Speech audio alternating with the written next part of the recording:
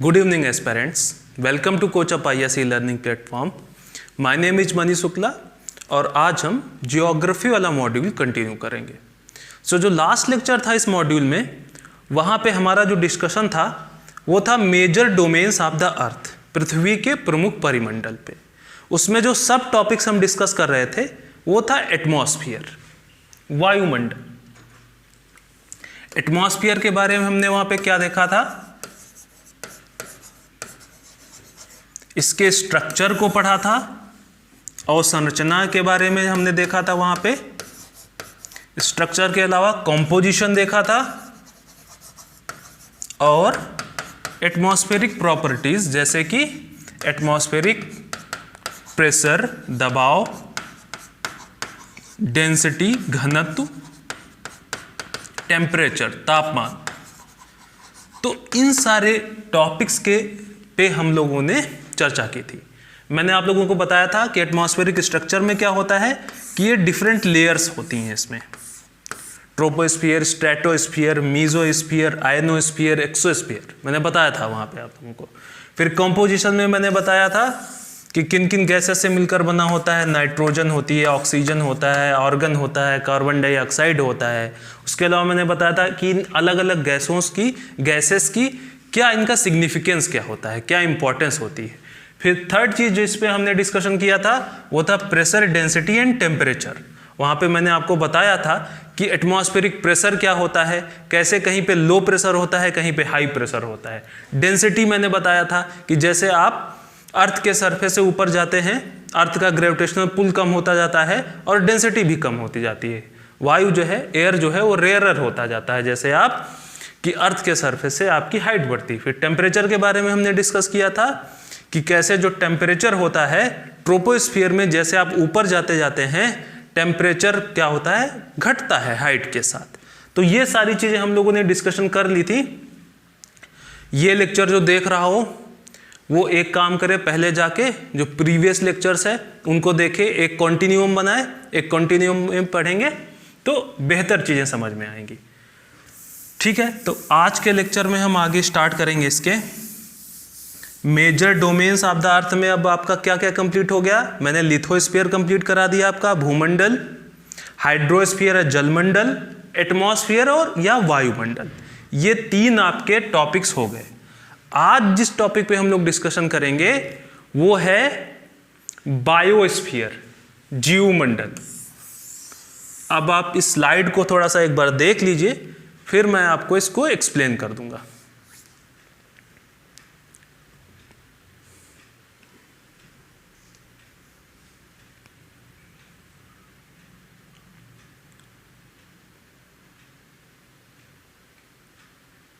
ठीक है, तो देखते हैं। स्टेटमेंट है the biosphere is the narrow zone of contact between the land, water and air.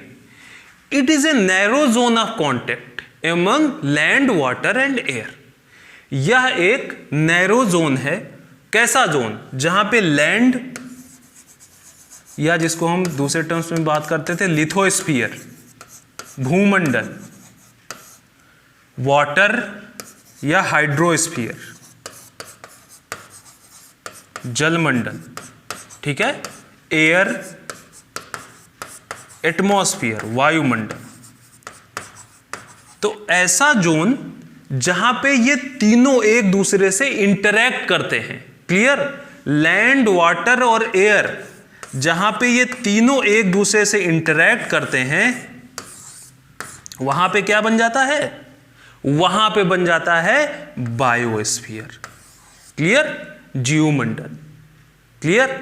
तो जीवन होने के लिए, अब अगला स्टेटमेंट देखिए, it is in this zone that life that is unique to this planet exist. इस बायोस्फीयर में ही, इस जीवमंडल में ही क्या पाया जाता है, लाइफ या जीवन। तो जीवन होने के लिए कौन सी तीन चीजें मस्ट हैं, लैंड मस्ट है तो लिथोस्फीयर मस्ट है, क्लियर, वाटर मस्ट है, हाइड्रोस्फीयर आ गया, वायु मस्ट है, एयर मस्ट है तो एटमॉस्फेयर आ गया।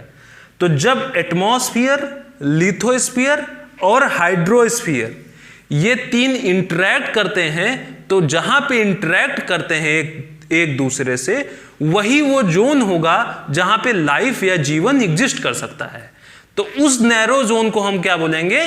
बायोस्फीयर या जीवमंडल। क्लियर? अब अगले स्टेटमेंट देखते हैं क्या होता है। अब जो जीवमंडल होता है, ठीक, जो बायोस्फीयर है, उसको हम दो सेक्शंस में डिवाइड कर सकते हैं। एक आपका प्लांट किंगडम होगा और एक एनिमल किंगडम। क्लियर? तो जो बायोस्फीयर है, जो जीवन है, उस जीवन को आप किन दो अलग अलग फॉर्म्स में देखते हो?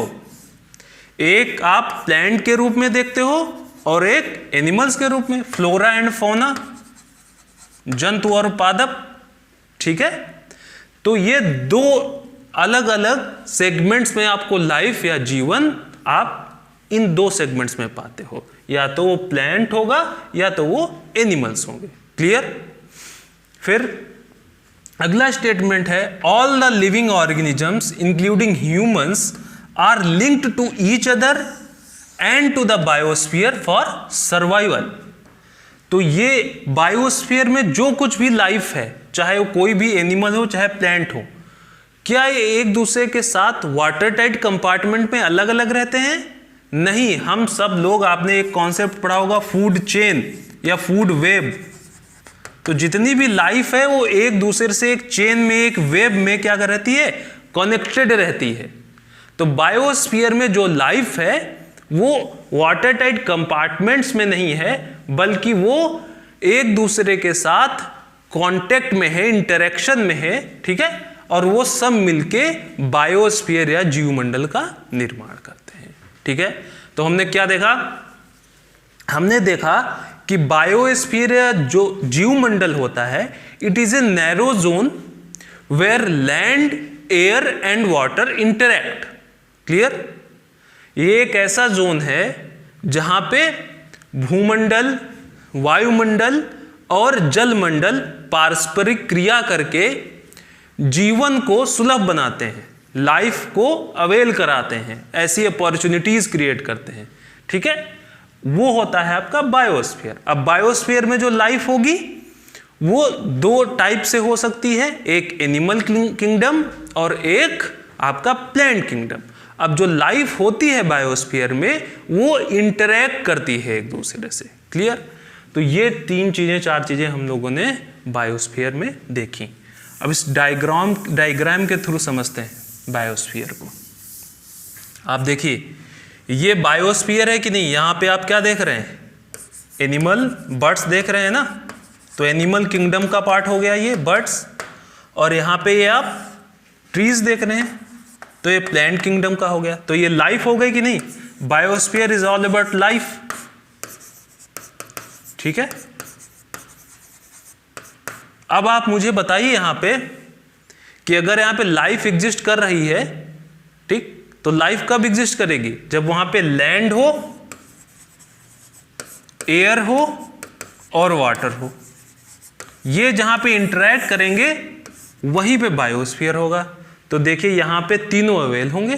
देखिए ये लैंड है, ये आपका लैंड हो गया। क्लियर? इस लैंड में ही तो इस पेड़ की जो रूट्स होंगी, जड़ें होंगी, इस लैंड में ही तो नीचे जाएंगी। तो ये आपका लैंड हो गया। उसके अलावा अगर प्लांट की लाइफ होनी है तो वाटर चाहिए, वाटर की अवेलेबिलिटी है। ये प्लांट जो है, ट्री जो है, अपना खाना कैसे बनाता है? फोटोसिंथेसिस से। कार्बन डाइऑक्साइड गैस लेता है एटमॉस्फेयर से, तो ये आपका एटमॉस्फेयर है, वायुमंडल है, एयर है। तो एयर से इस प्लांट ने क्या ले लिया? CO2 ले लिया कार्बोहाइड्रेट बनाने के लिए। लैंड इसको एक बेस प्रोवाइड कर रहा है जहां पे ये स्टेबल रहेगा, और वाटर इसको पानी दे रहा है जिसकी आवश्यकता इसको होती है। तो एयर, लैंड और वाटर तीनों का इंटरेक्शन जिस जोन में होता है वो जोन में लाइफ पाई जाती है। तो यहां पे लाइफ पाई जा रही है कि नहीं पाई जा रही है? ठीक है? तो इसको हम क्या बोलेंगे? इसको हम बोलेंगे बायोस्फीयर या जीवमंडल। क्लियर?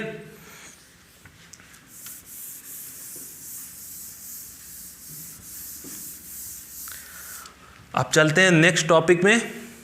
अब यहां तक आपका क्या क्या कंप्लीट हो गया? लिथोस्फीयर, हाइड्रोस्फीयर, एटमॉस्फेयर और अब बायोस्फीयर। इस स्लाइड को आप थोड़ा सा एक बार देख लीजिए, फिर मैं एक्सप्लेन करता हूं इसको आपको।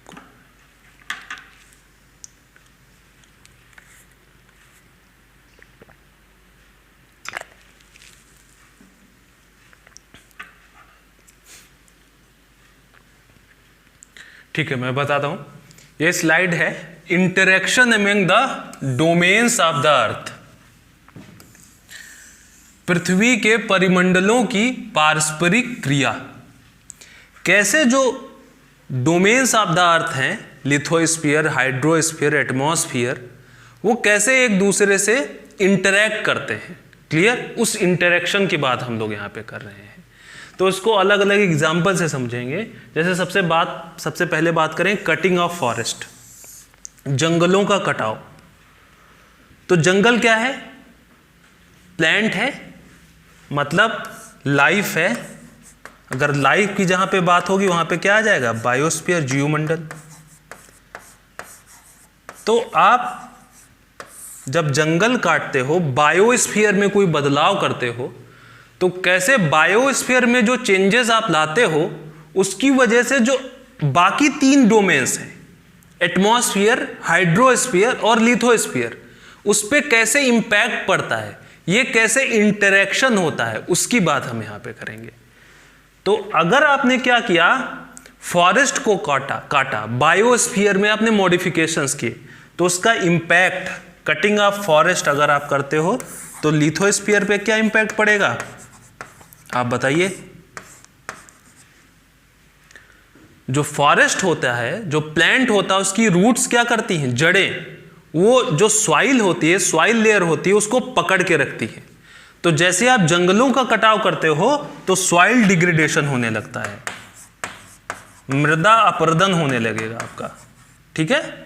तो लिथोस्फीयर पे इंपैक्ट आ गया आपके।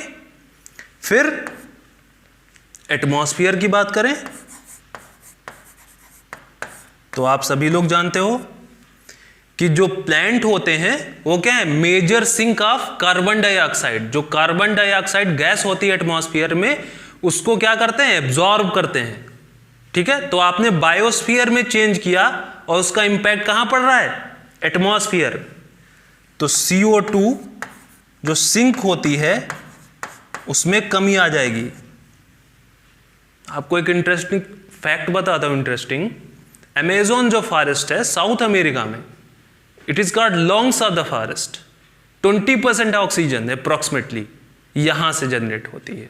ठीक है? 20% कार्बन डाइऑक्साइड का एक बहुत बड़ा परसेंटेज सिंक होता है वहां के ट्रॉपिकल इक्वेटोरियल जो फॉरेस्ट है अमेज़न का। क्लियर? तो कार्बन डाइऑक्साइड जहां पे सिंक होता था उसमें कमी आ गई। ठीक है? क्योंकि आपने पेड़ काट दिए। फिर बात करें कि बायोस्फीयर में आपने चेंज किया और उसकी वजह से हाइड्रोस्फीयर में, जलमंडल में क्या इंपैक्ट पड़ेगा, तो आप बताइए। जो प्लांट होता है, प्लांट की जो रूट्स होती हैं, वो रूट्स क्या करती हैं, बारिश के पानी को अपने साथ क्या करती हैं, जो वाटर टेबल होता है आपका, ठीक है, भूजल जो होता है, उसको रिचार्ज कर देती हैं। क्लियर? तो आपने बायोस्फीयर में चेंजेस किए, इसकी वजह से होगा क्या, हाइड्रोस्फीयर में इंपैक्ट पड़ेगा कि नहीं। ठीक है? जो आपका ग्राउंड वाटर है, ग्राउंड वाटर टेबल नीचे चली जाएगी। क्यों? क्योंकि अब जो सरफेस पे पानी आ रहा है वो पेनिट्रेट नहीं हो रहा है नीचे। पेनिट्रेट पहले कैसे होता था, रूट्स के साथ, जड़ों के साथ पेनिट्रेट हो जाता था नीचे, बट अब वो सब रन ऑफ होता जा रहा है, बह जा रहा है समुद्र में। पहले क्या होता था कि प्लांट की रूट्स के साथ वो पेनिट्रेट हो जाता था, ग्राउंड वाटर बन जाता था हमारा। क्लियर? तो देखिए यहां पे क्या आपने देखा कि आपने बायोस्फीयर में चेंजेस किए और उसकी वजह से जो बाकी के 3 स्फीयर्स थे उनमें क्या हो रहा है, उनमें उसका इंपैक्ट पड़ रहा है। तो कैसे चारों जो डोमेन्स ऑफ द अर्थ हैं, वो इंटरेक्ट करते हैं, आपको इस एग्जांपल से समझ में आया होगा। नेक्स्ट एग्जांपल से बात करते हैं इसी चीज की, जो इंटरेक्शन है CO2 एमिशन, कार्बन डाइऑक्साइड का उत्सर्जन। तो आपने कार्बन डाइऑक्साइड का उत्सर्जन अगर आप करेंगे तो एटमॉस्फेयर में क्या होगा, कार्बन डाइऑक्साइड का परसेंटेज बढ़ेगा।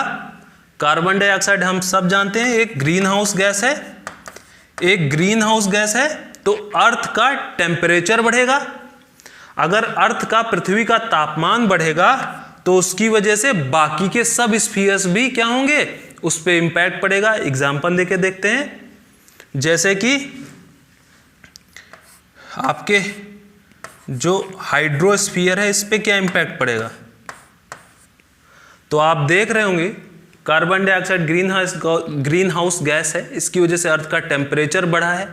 अर्थ का जब टेम्परेचर बढ़ता है तो ग्लेशियर्स क्या होते हैं, मेल्ट होने स्टार्ट हो जाते हैं।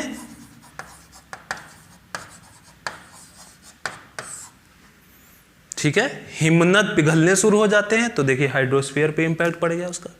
आप लोग आजकल बहुत चर्चा में है, ये सुन रहे होंगे, पेरिस क्लाइमेट डील हुई है जिसमें सभी देशों को अपना जो CO2 एमिशन है उसको कम करना है।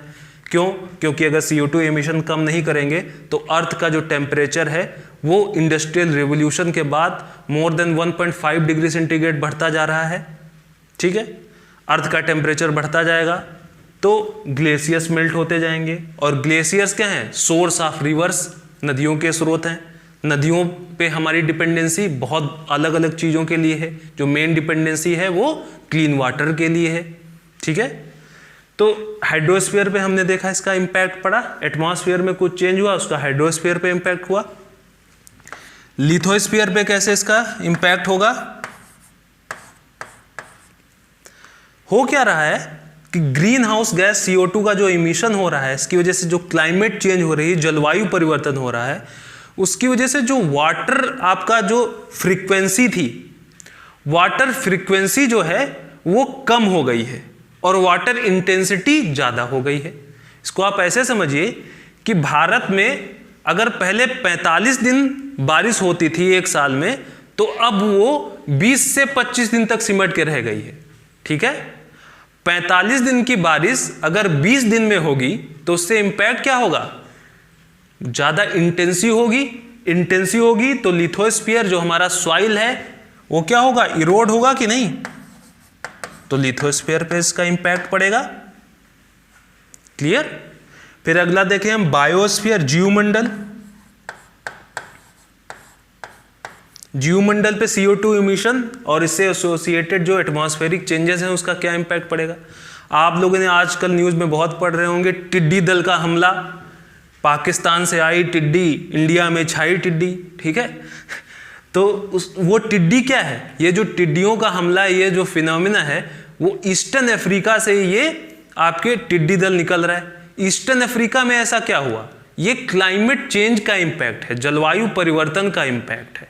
ठीक है, आपने एटमॉस्फेयर में CO2 का इमिशन बढ़ाया, ग्रीन हाउस गैस है, उसकी वजह से एक फैक्टर बना, उसने क्लाइमेट चेंज की, जलवायु परिवर्तन हुआ, और जलवायु परिवर्तन की वजह से अब क्या हो रहा है, लाइफ में चेंजेस आ रहे हैं, टिड्डी दल बढ़ रहा है। क्लियर। तो बायोस्फीयर में चेंजेस हो गए। आप देख रहे होंगे जो फसलें होती थी, जो हमारी क्रॉप्स होती थी, जैसे जैसे अर्थ का टेम्परेचर बढ़ता जाएगा, ठीक है, क्लाइमेट चेंज होने की वजह से, तो क्रॉप्स पे इसका एडवर्स इंपैक्ट पड़ेगा, क्रॉप्स की प्रोडक्टिविटी कम हो जाएगी। ठीक, तो कहने का मतलब यह है कि आप अगर एक डोमेन में कोई इंटरफेयर करते हैं तो वो इंटरैक्ट होके उसका इंपैक्ट हर एक डोमेन पे पड़ता है। आपने अगर एटमॉस्फेयर में कुछ चेंजेस किए तो वो हाइड्रोस्फीयर पे भी उसका इंपैक्ट होगा, लिथोस्फीयर पे भी होगा और बायोस्फीयर भी होगा। तो इस एग्जाम्पल के थ्रू हमने ये चीज समझी। इसी को हम एक अगले एग्जाम्पल के थ्रू समझ लें। वोल्केनो की बात करें, हमने इसमें क्या देखा था, बायोस्फीयर में चेंज किया तो बाकी के स्फीयर कैसे इंपैक्ट हुए। इसमें देखा एटमॉस्फेयर में चेंजेस किए तो बाकी के स्फीयर्स में कैसे इंपैक्ट हुआ इसका। अब वोल्केनो की बात करें, ठीक है, ज्वालामुखी या वोल्केनो आगे आपका डिटेल में आएगा भी, बट यहां पे हम देख लेते हैं कि वोल्केनो से आपका जो भूमंडल है, अर्थ जो है, इस अर्थ में जो मॉल्टेन मैग्मा होता है, जो लावा होता है, वो जब बाहर आ जाता है तो उससे क्या बनता है, वोल्केनो। अब इसकी डिटेल मैं आपको कभी बताऊंगा। अभी जो हमारा जो एरिया ऑफ कंसर्न है वो है interaction among the domains of the अर्थ। अगर वोल्केनो आया तो वोल्केनो की वजह से क्या होगा, आपका अर्थ सरफेस इंपैक्ट हुआ कि नहीं, तो लिथोस्फीयर पे इंपैक्ट हो गया इसका, ठीक है। एटमॉस्फेयर में कैसे इंपैक्ट होगा, लिथोस्फीयर में अगर कुछ चेंजेस हुए तो उसका इंपैक्ट अब देखिए एटमॉस्फेयर में भी पड़ेगा। कैसे, इस वोल्केनो के साथ वाटर वेपर और बहुत सारी पायरोक्लास्टिक मटेरियल, या अभी समझिए एस और सॉइल पार्टिकल्स, ये सब एटमॉस्फेयर में ऊपर जाते हैं तो एटमॉस्फेरिक कंपोजिशन को ये इंपैक्ट करता है, तो एटमॉस्फेयर में इंपैक्ट हो गया इसका। हाइड्रोस्फीयर की बात करें, जो वाटर वेपर है ऊपर जाएगा, कंडेंस होगा, और कंडेंस होके क्या होगी, इससे बारिश होगी, तो ये देखिए हाइड्रोस्फीयर पे इंपैक्ट कर दिया इसने। बायोस्फीयर पे कैसे इंपैक्ट करता है, जिस एरिया में आपका एक्टिव वोल्केनो होता है वहाँ के आसपास की पेरीफेरी में लाइफ बहुत ही दुर्गम हो जाती है। उसके अलावा बात करें, जो वोल्केनिक ऐश होती है, सॉइल होती है, ये मान लीजिए एक बार ये इनएक्टिव हो जाता है, डोरमेंट हो जाता है जब ये वोल्केनो, तो इसकी जो सॉइल होती है वो सॉइल क्या होती है, बहुत उपजाऊ होती है, बहुत फर्टाइल सॉइल होती है। तो बायोस्फीयर को भी इसने क्या किया, इंपैक्ट किया। तो हमने इन 3 एग्जाम्पल से ये देखा कि अगर आप किसी एक स्फीयर में चेंजेस करेंगे तो क्योंकि सभी स्फीयर से एक दूसरे से इंटरैक्ट करते रहते हैं, तो एक स्फीयर में लाया हुआ चेंज सभी स्फीयर्स को, सभी जो डोमेन्स हैं उनको इंपैक्ट करेगा। ठीक है, ये था हमारा जो कंसर्न था इस स्लाइड का। तो ये आज आपका चैप्टर नंबर 5 कंप्लीट होता है। इसमें हमने लिथोस्फीयर, हाइड्रोस्फीयर, एटमॉस्फेयर और बायोस्फीयर, इन चारों को पढ़ लिया है। अब एक चीज़ पे मैं आपका काम करवा रहा था, आप लोग उसको सीरियसली भी लीजिए, वो था कि मैंने आप लोगों को असाइनमेंट के बारे में बोला था। मैंने बोला था मैं एक चैप्टर कंप्लीट कराऊंगा, उसके बाद आपका असाइनमेंट ग्रुप में मैं PDF के फॉर्म में सेंड कर दूंगा और आप लोग वो असाइनमेंट करिए। तो आज मैं उस असाइनमेंट को भी थोड़ा सा देख लेता हूँ आपको, ठीक है, जिससे आप लोग भी थोड़ा नज हों और वो चीज़ें करें। ठीक है, तो आज मैं वो अभी करवाऊँगा। उसके अलावा जो हमारा नेक्स्ट होगा, ज्योग्राफी का मॉड्यूल में जो नेक्स्ट लेक्चर होगा, वहाँ पे मैं आपको chapter 6 major landforms of the earth, पृथ्वी के प्रमुख स्थल रूप के बारे में बताऊँगा। मैं बताऊँगा कि जो लैंडफॉर्म्स हैं अर्थ पे वो कैसे बनते हैं, किस प्रोसेस या किस प्रक्रिया से बनते हैं, कौन कौन से फोर्सेस लगते हैं, और लैंडफॉर्म्स जो मेजर लैंडफॉर्म्स हैं वो क्या है, आपका माउंटेन है, प्लेटू है, प्लेन है। ठीक है, तो ये सब मैं आपको वहाँ पे डिटेल में समझाऊंगा जो नेक्स्ट लेक्चर होगा हमारा। ठीक है, तो आज मैं आपको थोड़ा सा असाइनमेंट के बारे में बोल देता हूँ। चैप्टर 5 का जो हमारा असाइनमेंट है मैं ओपन कर रहा हूँ।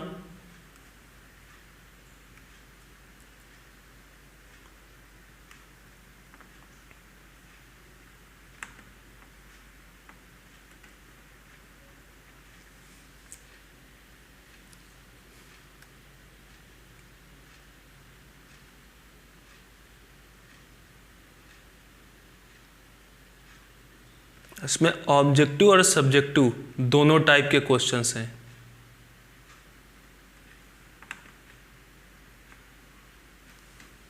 देखिए पहला क्या है, पहला क्वेश्चन क्या है, explain the 4 major domains of the earth in detail. अभी हमने बात करी, ठीक है, पृथ्वी के 4 प्रमुख परिमंडल के बारे में विस्तार से बताएं। तो यहाँ पे आपको क्या बताना है, आपको लिथोस्फीयर के बारे में बताना है, भूमंडल, आपको हाइड्रोस्फीयर के बारे में बताना है, जलमंडल, आपको एटमॉस्फेयर या वायुमंडल के बारे में बताना है, और आपको बायोस्फीयर या जीवमंडल के बारे में बताना है।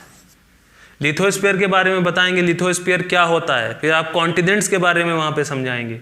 हाइड्रोस्फीयर बताएंगे क्या होता है हाइड्रोस्फीयर, ठीक है, ओशियंस के बारे में वहाँ पे समझाएंगे। एटमॉस्फेयर, इसका स्ट्रक्चर बताएंगे, इसका कंपोजिशन बताएंगे, इसकी डिफरेंट प्रॉपर्टीज बताएंगे।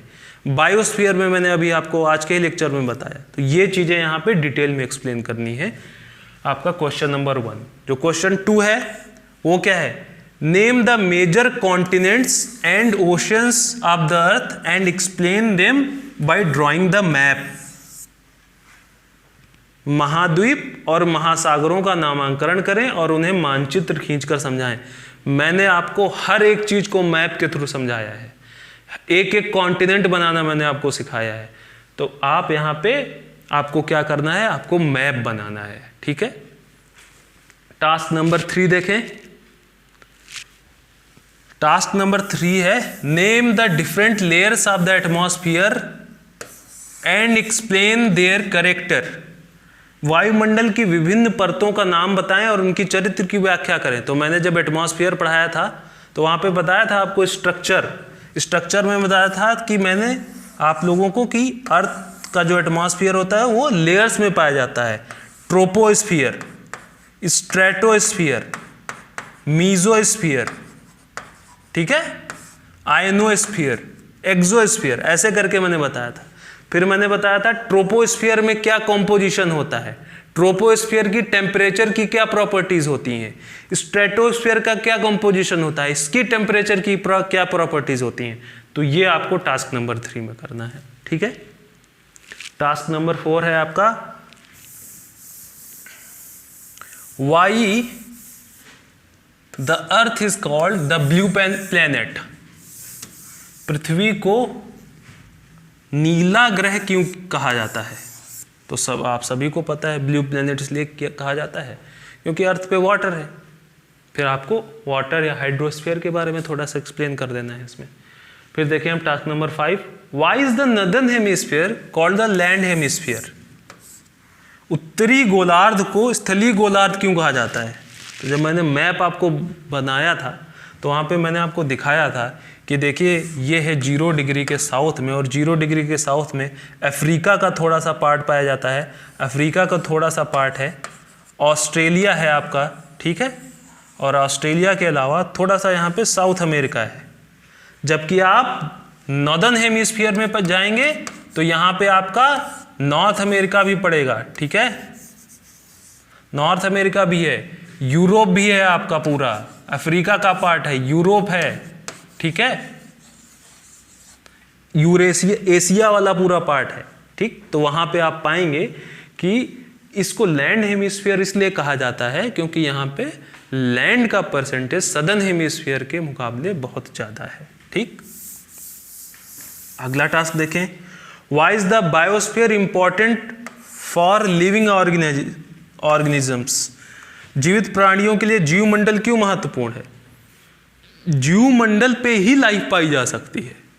तो बायोस्फीयर एक नैरो जोन ऑफ कांटेक्ट है जहां पे लैंड, वाटर और एयर तीनों प्रेजेंट है। तो यही इसकी सिग्निफिकेंस है। इसी को आप डिटेल में एक्सप्लेन कर देंगे जैसा अभी मैंने आपको समझाया बायोस्फीयर के बारे में। फिर आता है ये fill in the blanks. The deepest point on the earth is, मैंने समझाया था जहां पे ओशंस बताया था, ट्रेंच बताया था गर्त के बारे में, और वहां पे मैंने बताया था मैरियाना ट्रेंच। मैंने आपको यह भी बताया था कि ट्रेंच का निर्माण कैसे होता है, गर्त कैसे बनती हैं। जब 2 प्लेट्स कन्वर्ज होती हैं तो एक जो भारी प्लेट होती है वो सबसाइड हो जाती है, और उस सब्सिडेंस की वजह से क्या होता है, 2 प्लेट्स हैं और ये 2 प्लेट्स कन्वर्ज होती हैं, तो एक प्लेट क्या होती है, एक प्लेट होती है वो सबसाइड कर जाती है, और यहां पे क्या बनता है आपका ट्रेंच। क्लियर? तो ऐसे ही पैसिफिक ओशन में मैरियाना ट्रेंच है, वो सबसे गहरी है, deepest part of the earth है। The ocean is named after a country. तो मैंने बताया था कि इंडियन ओशन केवल एकमात्र ऐसा ओशन है, ठीक है, जो कि फिर it is a narrow zone of land, water and air, जहां पे लाइफ होती है, अभी बताया biosphere. The continents of Europe and Asia together are known as what? Eurasia। ये आपको करना है, मैं करा रहा हूं आप लोगों को।